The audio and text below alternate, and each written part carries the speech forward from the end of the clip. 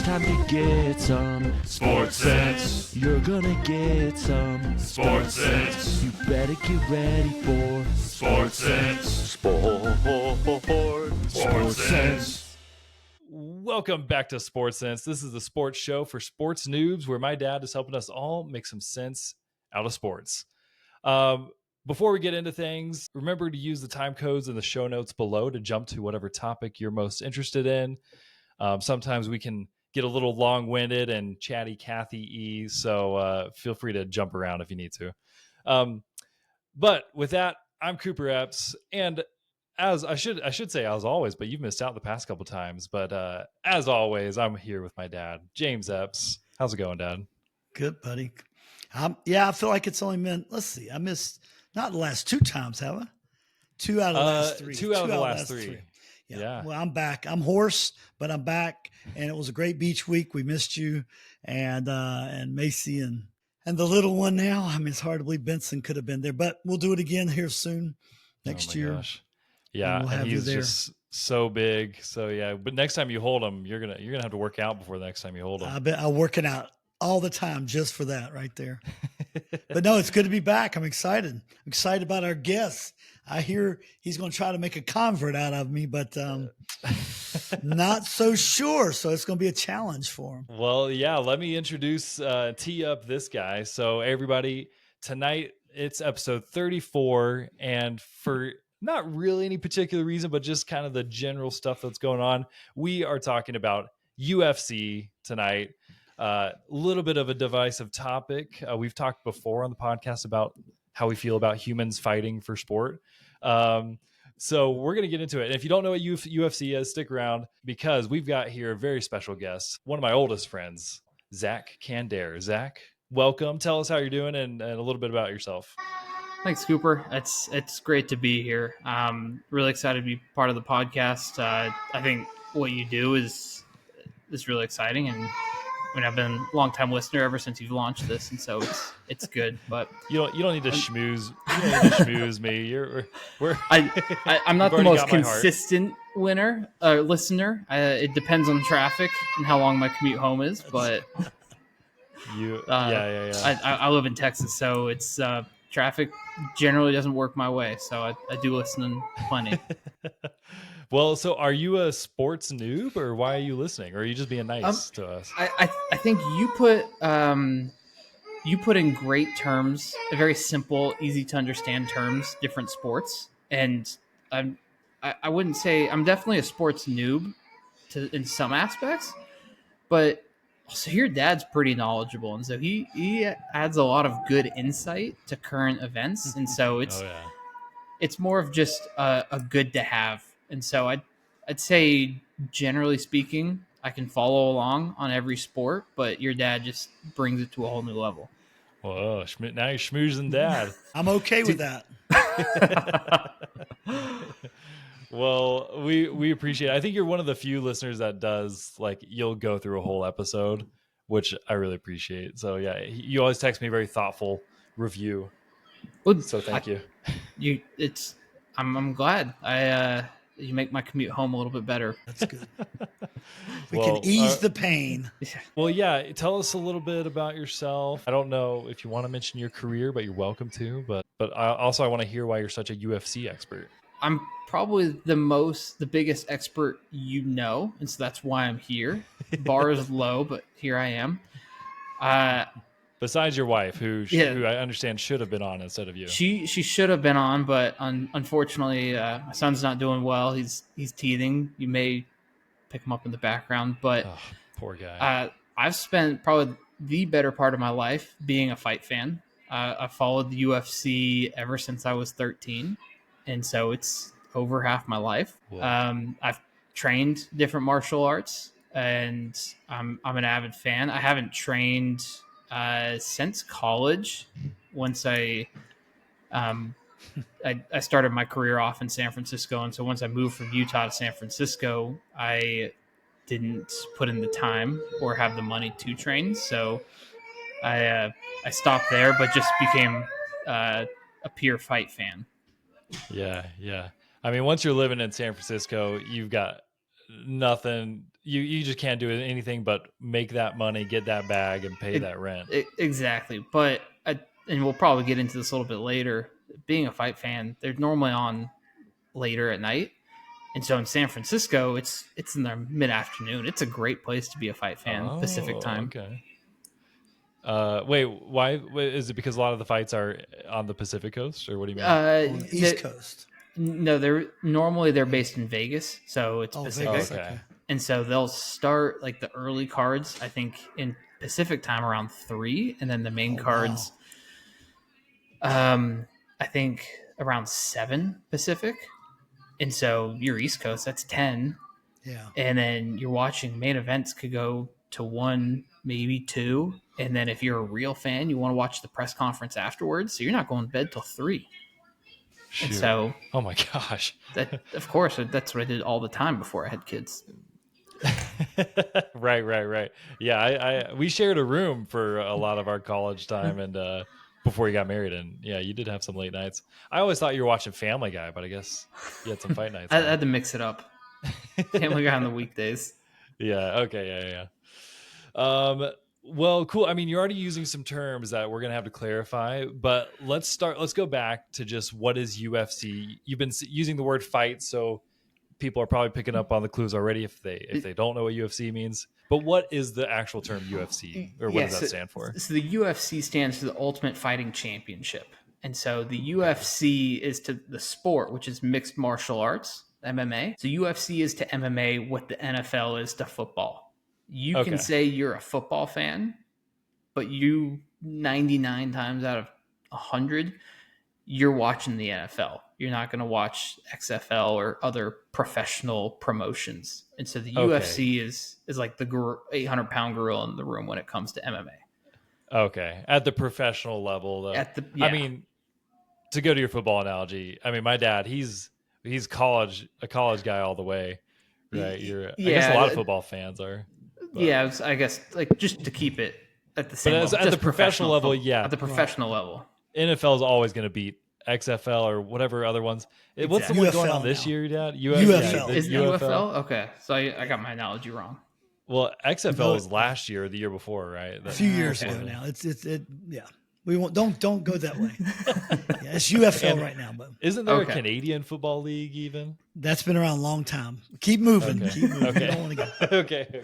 We're gonna lose everybody if we start talking about the UFL and different episode. Okay. So the UFC is just the big promotion when it comes to fighting. It's if you want to be a professional fighter, that's what you strive for. If you watch fights, that's where you watch them. Okay, cool. So Cooper, let me interject here because I told you I'm not. It's not. I respect that. I'm absolutely not a WWE or anything. But you got to remember, we grew up in the South, right? So that was the that was the original. I grew WWE. Up the forerunner to that. Yeah. It was Dorton Arena at the fairgrounds on Saturday morning.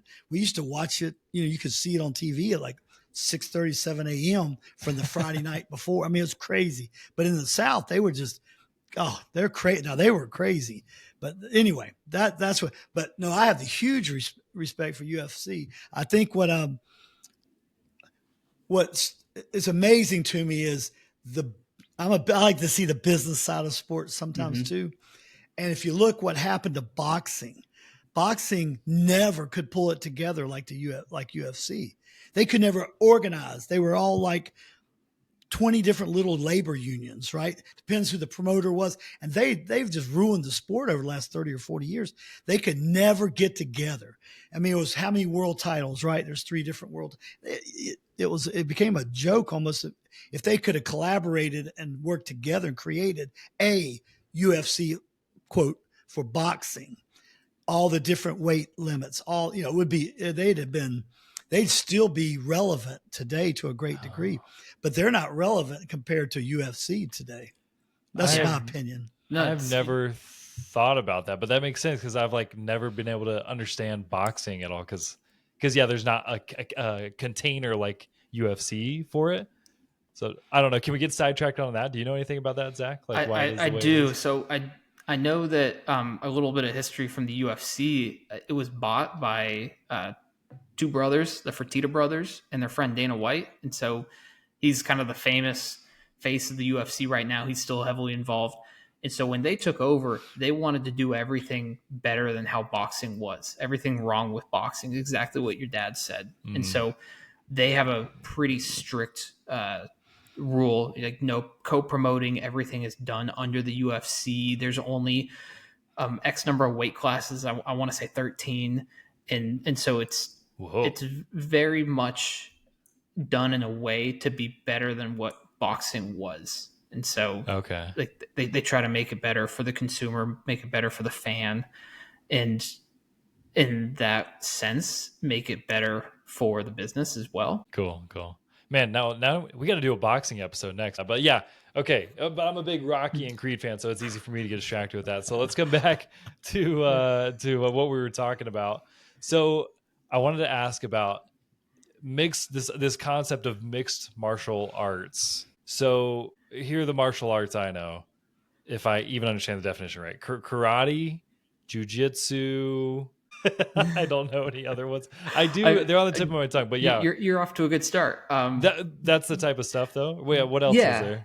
So the idea of MMA, it came from the idea of we have all these different fighting styles. Which one is best? And so we're going to have this super tournament to figure out who's better. And that's now involved into what modern day MMA is. And so when you say mixed martial arts, it's because when you're getting into combat, boxing, you're just standing and throwing punches. In the UFC, in MMA, it can be at any point. You can be standing, you can be on the ground. And so the whole thing is mixed martial arts. And so common ones, karate, wrestling, jiu-jitsu, boxing, kickboxing, Muay Thai, which is Thai boxing. Those are kind of the big ones, but you can really bucket them into two broad groups, like standing, so boxing, kickboxing, and then on the ground, so you're wrestling and your jiu-jitsu. Tussling. Yeah. Okay. Okay, interesting. So basically you can do whatever you want. Yes, I mean there are rules. It's not it's not barbaric. Right. You're gonna go out there. I'm sure no cheap shots like to the groin and stuff like exactly. That. Right? So you can't do that. You can't eye gouge. But it's the idea is you go out there and you try to beat your opponent in one of three ways. You either knock them out, you try to submit them to make them tap out, that they don't want to continue anymore. It's too painful. It hurts too much. Or after 3 or 5 rounds, the judges say that you've done a better job winning the fight, and so therefore you win. And so you use your martial art and your style to try to win. And so sometimes it can be more of a chess match with some high-level fighters because your style may not match up well against your opponent's style. And so you have to tweak your game and you have to make it so you can play to their weaknesses in order to win the fight. Okay. Well, okay, I have a couple thoughts, but you're explaining this like so well. Thank you. Wow. I think I am going to re-listen to this episode afterwards because this is like so good. I want to get this down. Dad, have you ever watched a UFC fight? I have, yes. I mean, I've seen more highlights is what I've done on ESPN where I'll catch 40 to 45, 50 seconds of the key, like the turning points or the submission or the knockout or the TKO or the different. I just never, and that's what I told you before. This is I would only watch boxing.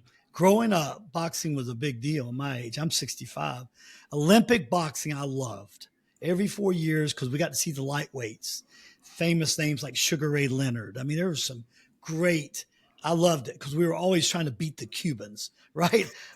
Americans versus the communist Cubans and Russians. And anyway, so there was that national pride and spirit. So I loved the Olympic boxing. And then Muhammad Ali was so much of my early years. Him and Joe Frazier. I mean, these guys, they were the great marketers, and Don King was the marketing genius. He's crazy and probably tore the sport down eventually, but he was a marketing genius in the beginning. So those are things I watched it at that age some, and it wasn't so. MMA, I respect it at the highest level. The conditioning, I mean, and the courage. I mean, So, but for me, in my life and my time and my circumstance of life, it's a little too brutal for me. I like the jiu-jitsu part, the wrestling part, a little bit more than just when they get them in some sort of, I don't know, headlock, and just pounding the absolute living life out of them.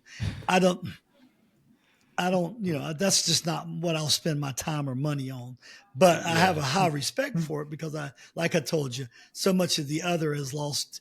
I mean, I appreciate the structure. I appreciate the competitiveness of it. Anyway, there's been a few big names that have come along, mainly Ronda Rousey, right?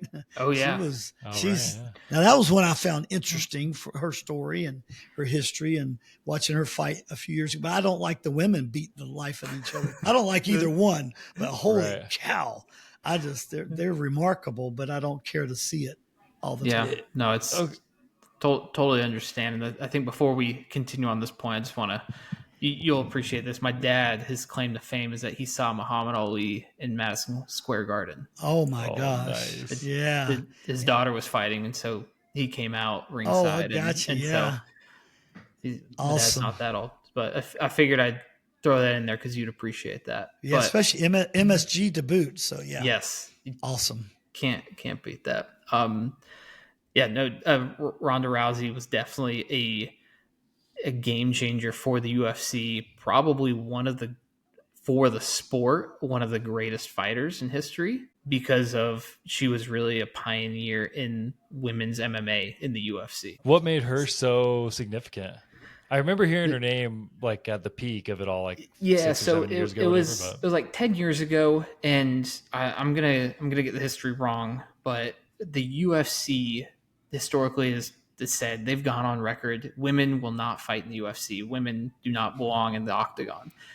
They then purchased another promotion, and that promotion did have women's divisions, and so they said, okay, we now have these assets. Let's put them to work. And so the current champion was Ronda Rousey, and so they're going to have the first ever women's division, and it's going to be Ronda Rousey versus whoever.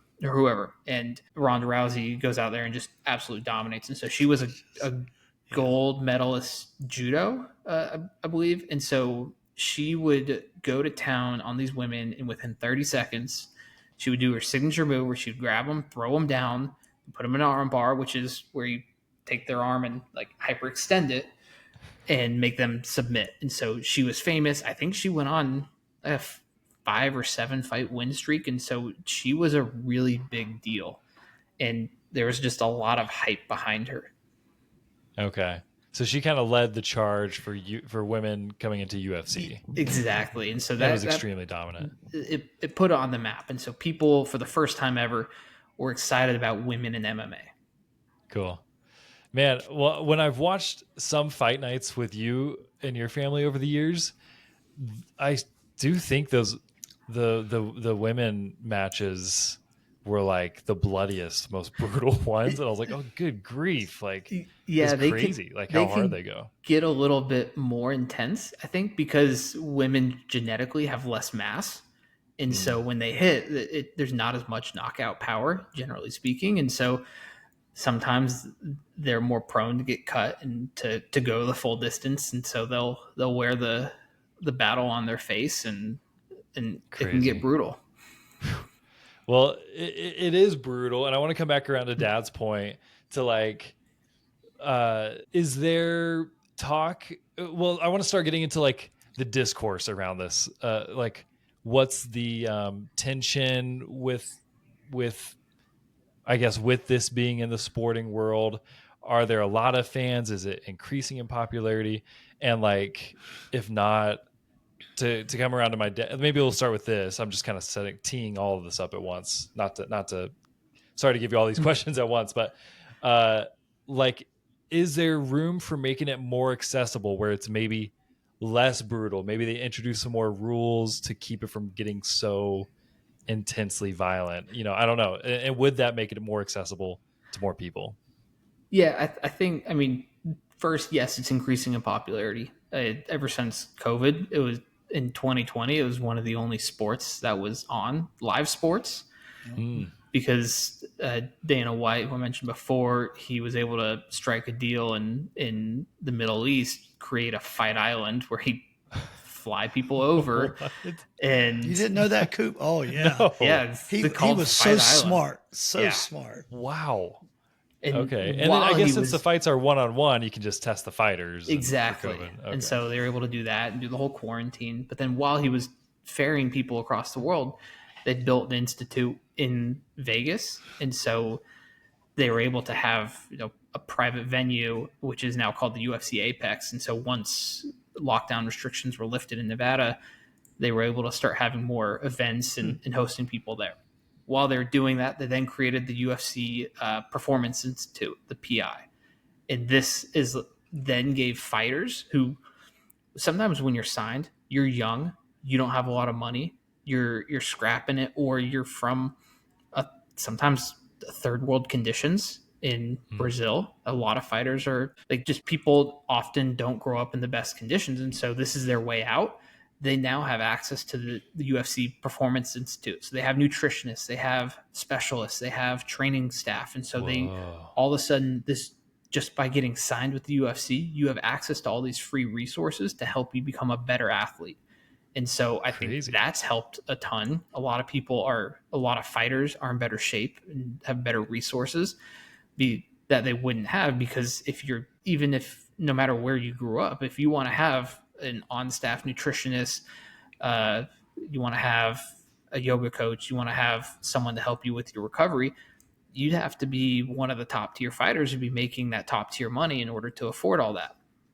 Now that's available to everyone. And so it's definitely increasing. I think that's one of the few things in recent history that they've done to help improve and make the sport a little safer, just because now everyone has access to better resources when preparing. That's really cool to hear, especially in contrast with last week's Formula One episode, where the whole kind of the point we kept coming to was that Formula One's for rich people, and only super, super rich people can get into it. Except for, we talked about one guy who kind of broke the mold, but he kind of had a mentor and some help, and someone kind of pulled him up to that. So anyways, that's cool to hear that people are able to basically rags to riches, this kind of thing. Yeah, it's probably more common than it should be. So a big fight that's upcoming later this month, Charles Oliveira, he's famous for coming from the favelas in Brazil. And so he's become this superhero because at one point he was champion of the world, and he's been able to give back to his community and really make a difference down there. Cool. The favelas? Yeah. Is that what you said? Is that like a neighborhood in Brazil? It's like the slums. Slums. Oh, it's like a general term. Yeah, like the slums of Brazil. Interesting. Okay. So that was really cool. I had no idea they had that performance center, which so to me it's the perfect combination, because many of these, and this is like the old days of boxing 50 years ago, they're just so desperate and they're fighting for their lives. So they come up mean, tough, hungry. You don't know hungry until I can't ever understand it, but I've watched it, read about it, studied it, seen of all sorts of different athletes, right? You've seen the movies. Yeah, well, yeah, and I've watched. Yeah, there's been a lot of. Yeah, you know me. I pay attention to a lot of different sports, even though I can't invest a lot of time and energy in. But I'm always paying attention, and I know they are hungry. The fighters come extremely hungry from third world countries, or from even in the United States, right? If it's from the wrong side of Philadelphia, or if it's wherever. Right. Zach's exactly right. They don't have nutrition. They're barely surviving. And if you think about it, again, throw the business side of it, it's so smart. So smart. Your quality of fighting, your quality of athlete, everything's going to rise. It's going to increase, which means, and the higher quality, it's the old combination. Yeah, it can be safer, but they're going to become more powerful. It's like NFL football and football. They become bigger, faster, stronger. So they keep protecting the rules, but sometimes you can't, they're going to clock someone, and it's going to be a guy that's 270 pounds moving at a speed you used to see running backs only move, and he's moving all that mass and collides with a guy that weighs 190, and you see what destruction looks like in a football field. But, so I think that's awesome, and it's just so smart. is so smart. I'm sure it's becoming incredibly competitive, right, Zach, in terms of getting those opportunities. I cannot. Absolutely. I assume it's like recruiting in every other sport. I'm sure there's recruiters out there. There's, that find and go to these countries and go to these, who knows where they fight, right? Some of the street fights or some of the let's be polite and call them non-sanctioned fights, I mean, that's a whole nother, there's an underworld to this world for sure. At least there used to be. Yeah. And that's probably like the next way that this sport's going to further develop. And those countries where the UFC doesn't have a big presence is that you're now getting what we call the regional scene. It's the smaller promotions are then becoming more feeder promotions into the UFC. And so you have other people. So there's a famous fighter right now. His name's Ilya Taporia. So he runs a regional, or probably national MMA promotion in Spain with the sole purpose of feeding fighters into the UFC, because he's a Spanish fighter and his path to the UFC was insanely difficult. And he wants to create more opportunities for Spanish fighters. So that way other people don't have to go through what he did, and they're able to be fed right into the UFC, because there's a lot of talent in these countries that just hasn't been tapped. Yeah, so that'd be like a higher quality of minor league, if you would, right? I guess developmental league, minor leagues. Yeah. I think that's like a more established minor league. That way, once you have that minor league, then you can go and pick the top and bring it into the big leagues. Yeah. Interesting. I guess as they make more money, they can start to maybe make those kinds of moves as the years go on. Okay. I'm having a few questions bouncing around in my head, and we're running up on time. I think you need to unleash Zach a little and just say, Zach. Yeah. give him a free for all on this. Let's hear his best. I don't know what juices him about it, right? Yeah, let's hear it. Let's see what you got. I mean, the best thing is just the competitiveness. These are absolute athletes, and I feel like the UFC, by having them designated in weight class, is able to give this opportunity to be an athlete to anyone. If I wanted to be in the NBA, I have to be close to, if not taller than 7 feet. If I want to be in the UFC, there's a spot for me. If I weigh down to 125 pounds as a male, up to 265 pounds. And so it allows any class of person to be competitive and to have this opportunity to be an athlete. And so that's what I love. No fighter's the same. No fight is the same. Anyone can win on any night. And so you really don't know what the outcome's going to be when you get in the octagon. Yeah, I remember. That's cool. I watched a fight last week for a bachelor party, last year. You'll have to tell me the names, but I remember there was a pink-haired guy with really long arms, and then like a kind of a shorter squatter guy, but they were in the same weight class. Yep. Okay. And I remember it was do you remember who it was? It's crazy you bring this up. So the fight you're referring to is Sugar Sean O'Malley, who came up through some of the regional and then Dana White's like pipeline show called Dana White's Contender Series. He was a big star. He basically was winning almost every single fight he had. He was the champion, and the guy you're talking about is Marab. And so smaller guy, his nickname's the Machine. He can move for 25 minutes at an insane pace and not be tired. So the pace, if you think about running sprints, run sprints for 25 minutes.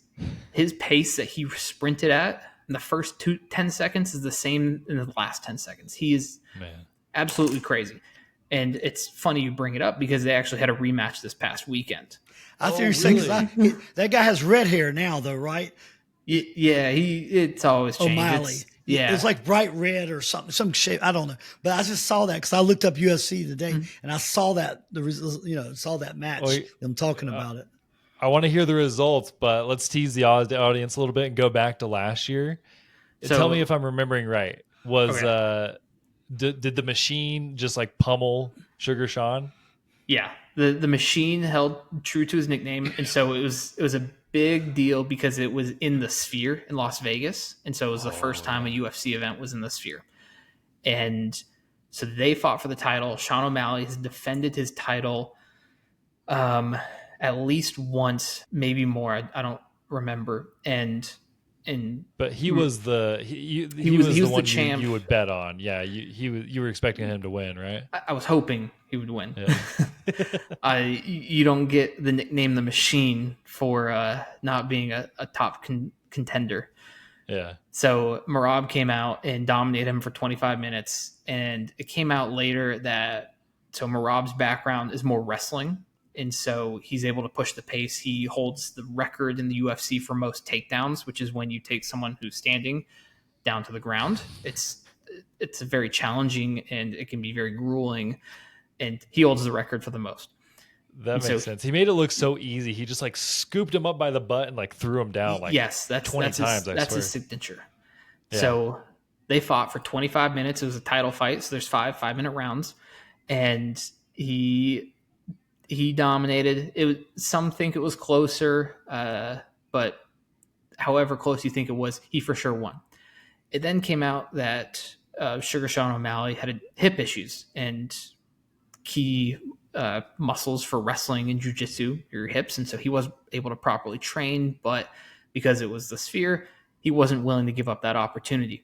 Oh, man. So he then immediately had hip surgery after that, made a full recovery, and so they had the rematch this past weekend. Did I tee that up enough? Yes, that was perfect. That was perfect. Okay, well now I'm on the edge of my seat. You got to tell me what happened. So Merab, in true champion form, every time he fights, he gets better and better. And people say, oh, he's kind of a boring fighter because he has this crazy cardio. He's able to push this pace and he's able to dominate. The theme, the takeaway from this past weekend is he is no longer a boring fighter. He came out, he destroyed, he took O'Malley, he threw him down, and he was able to submit him, put him into a choke, and Sean O'Malley tapped out.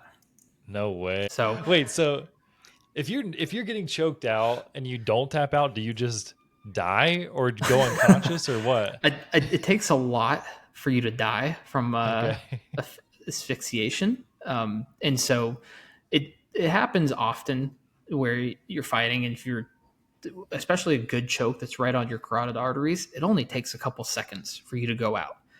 And so they're just to kind of like pass out. Yeah. And so within each fight, there's a referee in the cage with them. And so you'll see them sometimes when they're a choke, they'll grab their hand and wait for them to react. And so if you don't tap and you do go out, they'll grab your hand. And if it just goes limp, then the ref calls the fight because you're not able to defend yourself. And the referee's job is to make sure that you are able to intelligently defend yourself. And if at any point the referee does not believe you're doing so, the fight's off. That's like how we check to see if our son is actually asleep for the night or not. just grab the arm and see if there's any resistance. That's exactly it. Wow. So that makes sense to me. I've always said the craziest athletes on earth are wrestlers.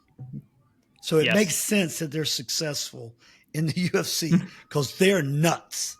Everything about them is nuts. The way they train, I played high school baseball, basketball. I did all that. And I used to look at the wrestlers and think, and I knew some of them. I said, y'all are nuts.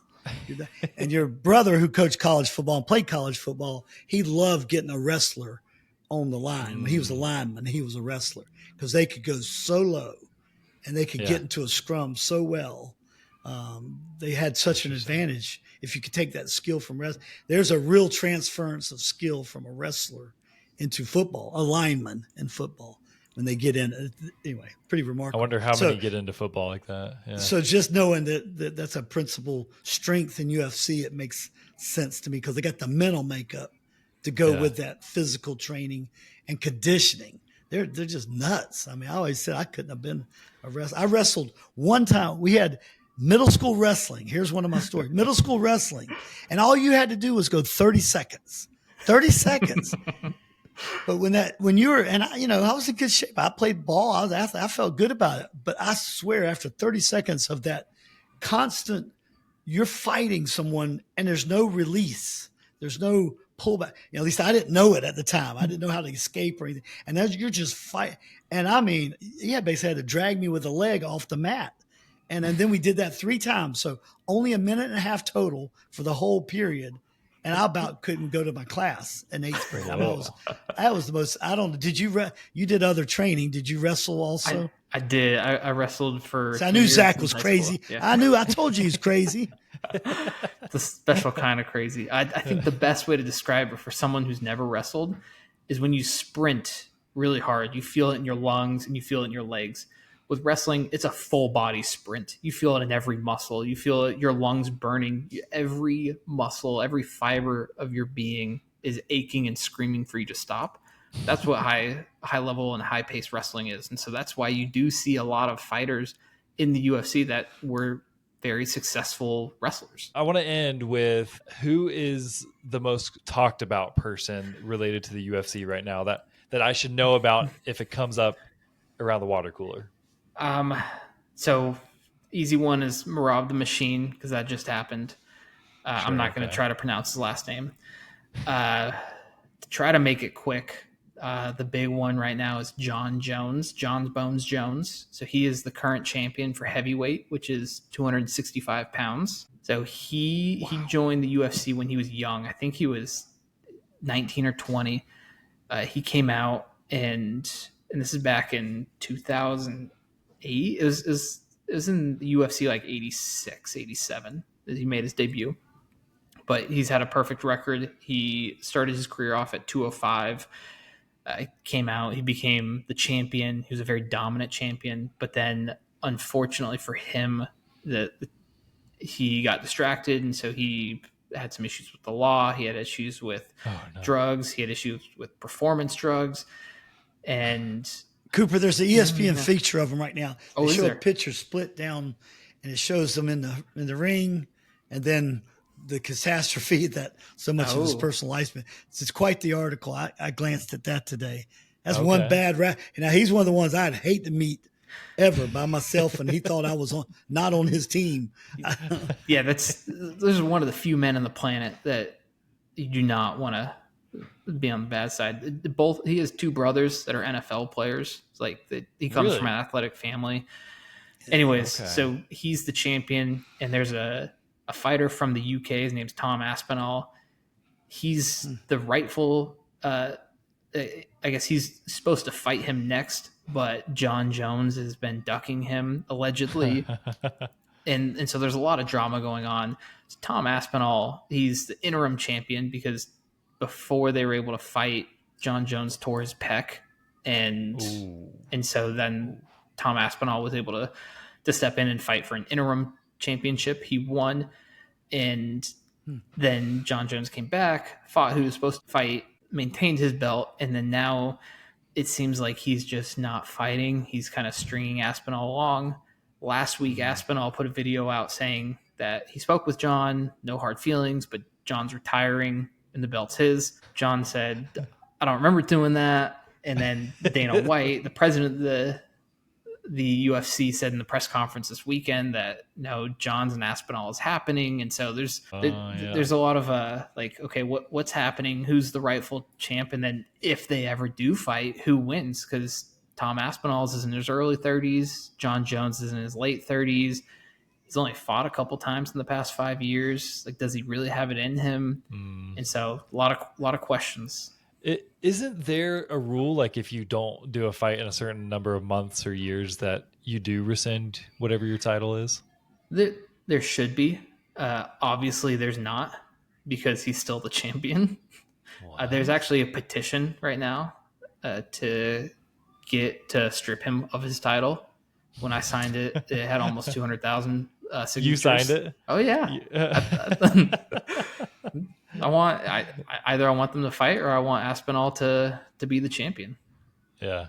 Interesting. Okay. That's some good tea. That's some good drama for us to know about. Okay.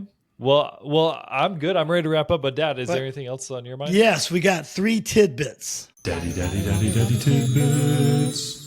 You got to, because you don't want to be, I mean, no offense to UFC, but the water cooler's probably not going to be filled with all UFC people. I told Cooper that when we talked a few days ago. No, I love it. I'm just saying we need to give them a little something just in case. Yep. It's maybe because we didn't talk last week, Dad, but to me, the sports world has felt so quiet. I felt like there's nothing to talk about. Do you know what the name of that is, Cooper, for the summer? Do you know what they call it? The dog days of summer. Oh, so you hear the weirdest sports stories. You hear they're drumming up everything they can come up with. But there is. That's what it means. Somebody's got some sports sense. Okay. All right. There's three things big happening. Okay, one of them, right? Even though our hockey? team's not in it. Yes. Yeah. Stanley Cup, third game's going on right now. Edmonton was up 1-0 earlier. So don't forget, series is tied 1-1. You got Panthers. the Oilers against the Florida Panthers. So there you go. Don't forget, it is a really good. It's going to be. I know our team's not in it, but who do we go for Florida because we want Carolina to have been beaten by the best, or do we go for Edmonton for revenge? No. I always want to get beat by who beats you, right? You want them to win. At least that's my lifetime.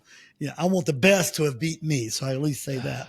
Second, NBA Finals, and this is going to be on the top of their mind a little bit. Whoever's in their time, it continues to be the Indiana Pacers. Again, the NBA's powers that be are just crying over this because it's two small markets, right? But in terms of financially and the business wise, but in terms of bringing fans like me I quit the NBA, Zach, a few years ago. Just they stunk. I didn't like the style of play. I didn't like anything about it. There's a few individual players, Seth Curry, who's from North Carolina. I saw his dad play for the Hornets. There's a few guys that I kept eyes on. But Cooper, quit yawning. I'm almost done. It's the earliest for you out of the three of us. Yeah. But playing OKC Thunder, and the Oklahoma City is tied 1-1. It's going to be I think it's going to be a really good series, and I'm actually interested in it because they play like a little bit older school. There's some new guys coming in, and they're more team oriented instead of me, and see the back of my shirt, and I'm all things to all world. These teams are complete opposite of that, and I love it. I love that they are the ones that made it to the finals, and so I think that's cool. So it's bringing someone like me. I might not watch. We watched part of a game during vacation, right, with the family.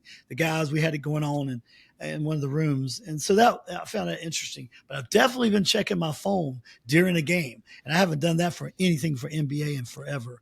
So I think that's something that's changed. And so do you think it's exciting fans more than usual as far as basketball goes? Depends what fans they are. I'm probably a poor market slice. Right. I'm too old. This is what I like. I've already sent you some video clips of what I grew up with the NBA.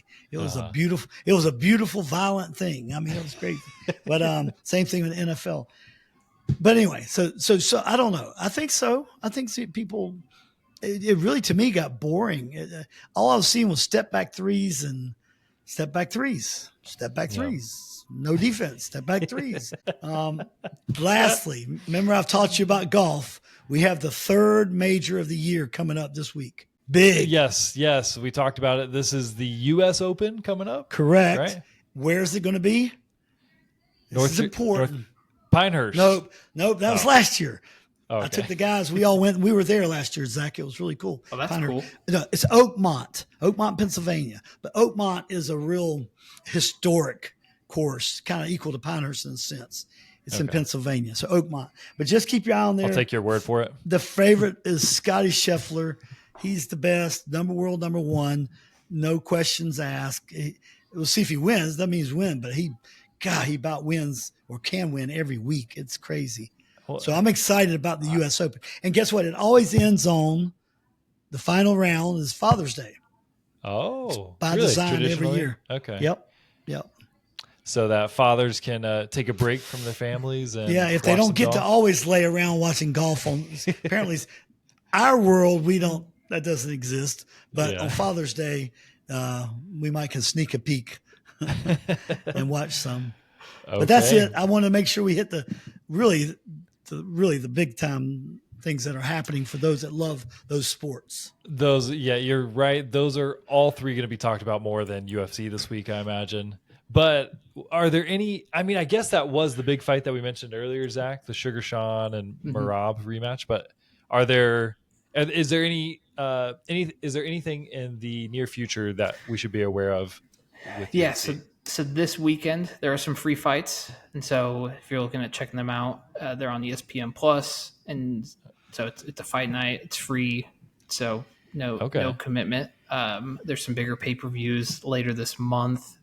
Charles Oliveira and Ilya Taporia, I brought them both up separately. So they're fighting for the lightweight belt. It's 155 pounds. And last thing I'll mention is if you're still lukewarm to the whole fighting, want to decide if it's the right sport for you to watch, they do have a reality TV show. It's their 20th year anniversary. It's on ESPN Plus. It's called The Ultimate Fighter.